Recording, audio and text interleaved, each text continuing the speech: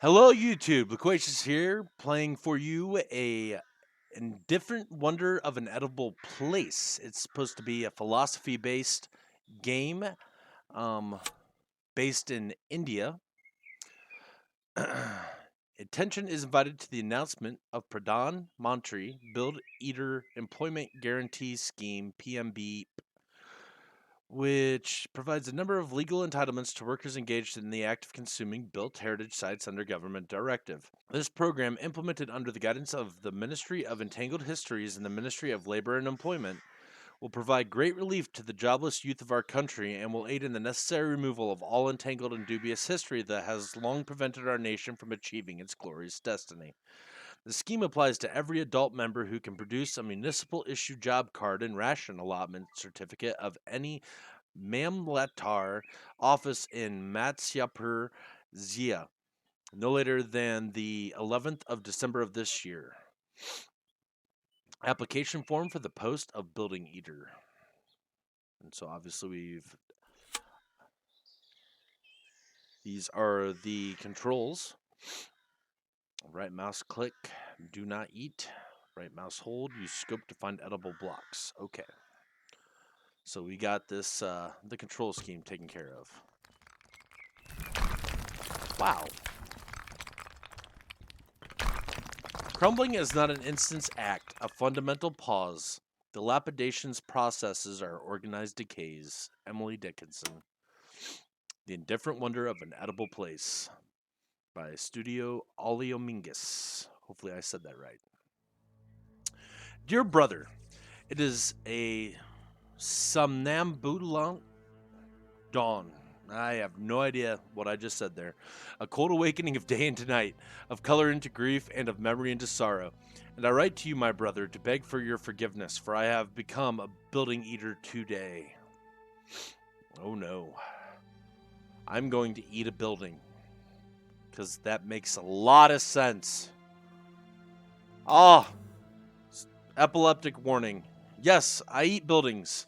I wait besides the monitor for them to tell me what block to eat, what section neatly carved awaits my maw, and I consume the building piece by piece, until ever so slowly the immutable form starts to lose its shape and decay, as if it was never there, leaving only the omnipresent hunger.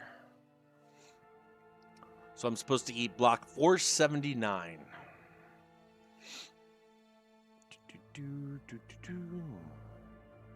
479 right there. Yes, I shall eat it.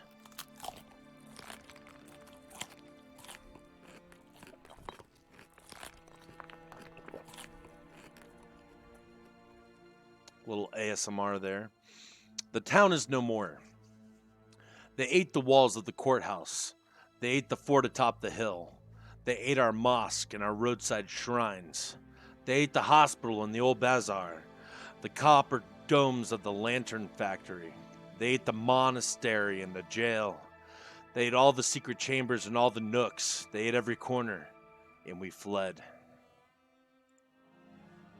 I stood by as they ate, the walls of my dispensary, soaking bricks in my medicine jars, pouring limestone curry into eager gullets as the roof started to crumble.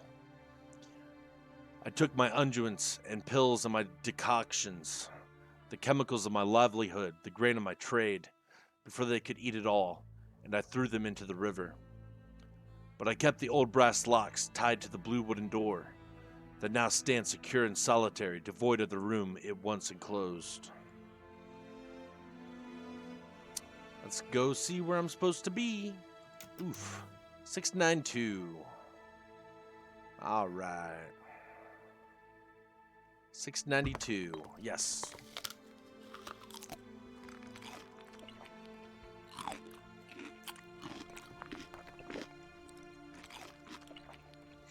Abu and Ami, you ask? What about our house, you ask? The trunk full of garments, the silken threads. Baba's documents and the family deeds.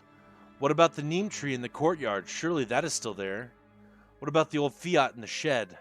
The filled-in well, the water tank on the rickety scaffold? What about the street? The coppersmith and the salt cellar? The capricious barber?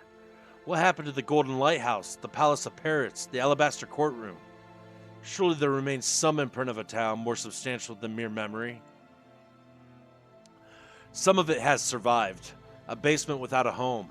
A piece of laterite crenellation from the fort. A shrub of peeps revealed from within a wall. Like bones revealed at the pyre. When the flesh slows away. And some pieces of the town travel with Abu and Ami on the train that I put them into, along with the countless others who have fled, each carrying in their trunk of possessions a scent of home. But the town itself lies bereft of the town, a mirage upon an ardor of time. Wonderful, wonderful writing. Let's see. Oof. 419. 419. Nom nom. Nom nom nom. Nom nom. Nom.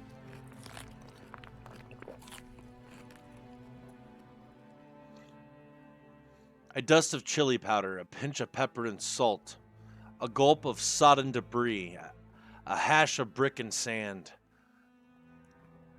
the disaggregate stone, the tiles roasted in the sun, bead curtains like peanuts popped, and door frames shaved into slivers of garnish. Yes, I have become a soldier of the locust army, a vulture of rubble, a concrete maggot. Do not judge me, brother. It is the only honest work to be had, the only food that will still the gnawing hunger of yearning for a place that is no longer mine. They say there is pride in being an eater of buildings. It is a project to rid the land of the many burdens upon it, to cast a fine nation on a new earth, one where fissured lands and cracked facades and broken people like Abu and Ami and me are glued together in the common enterprise of erasure. I know only this, that I am hungry, and these buildings fill my shrinking belly if only for a little while. Oof. Oh! 602. Eat.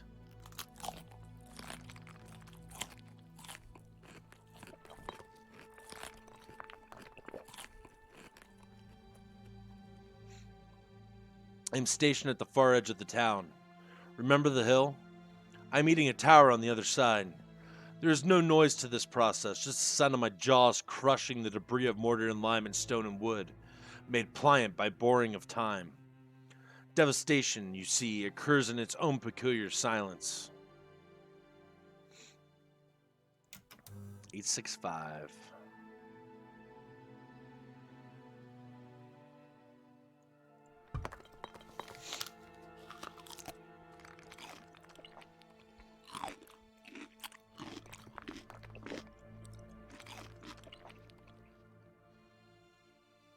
I wonder what it is that I am eating. What building is this? A tower? A turret? A hall? I cannot tell. I do not remember this part of the town. It looks different now that it is empty. I like to think of it as a place from one of Abu's stories. A story place. A place fantastic. A non-place. Become material. To feed my belly as it once fed my dreams. Perhaps this is the hunting lodge where the Pasha of Jumbali from Abu's tale was given a poisoned cup of tea and died writhing on the floor.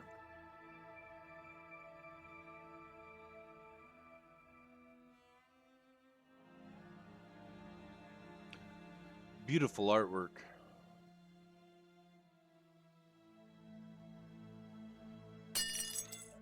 Whoa! Or perhaps it is the silo from the story of the mad clockmaker that Abu narrated every winter when our beds were pushed together in a single room to share the heat.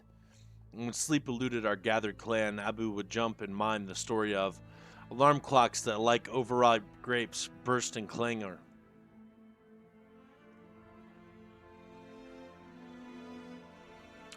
Oh, yeah, because skulls normally are in clocks. That makes sense. Beautiful artwork. Or maybe it is the old bastion, the macabre vestibule, where the sandal merchants gathered to plot the end of the rule of Bur Mirage, and unfolded a blood-laden tale. A ghastly story, all the more joyously told by Abu, on days when our meals were frugal and our bellies had to be distracted from their complaint.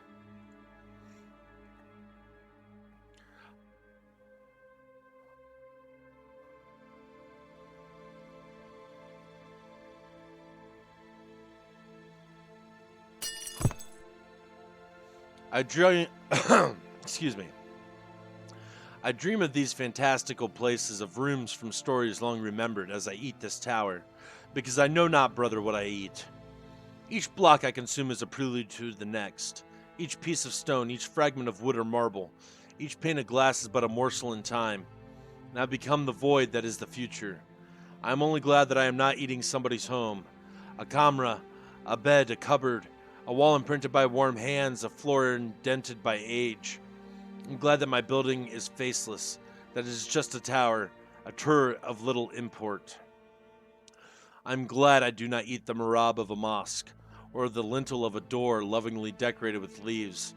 I do not wish to eat those. I do not wish to eat a home or a shrine, my dearest brother, and I pray to Allah that they never ask me to eat a graveyard.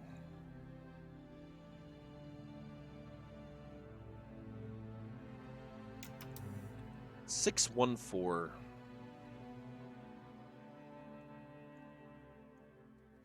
$614.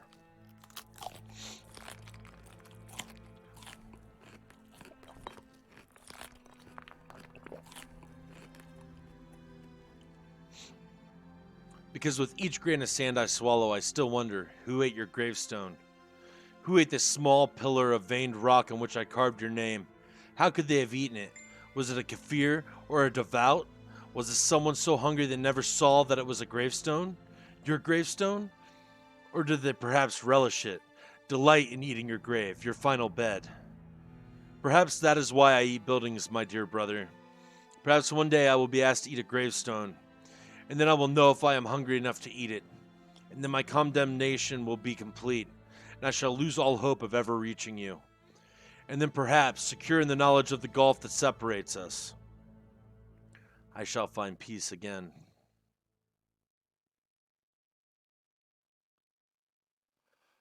Whew.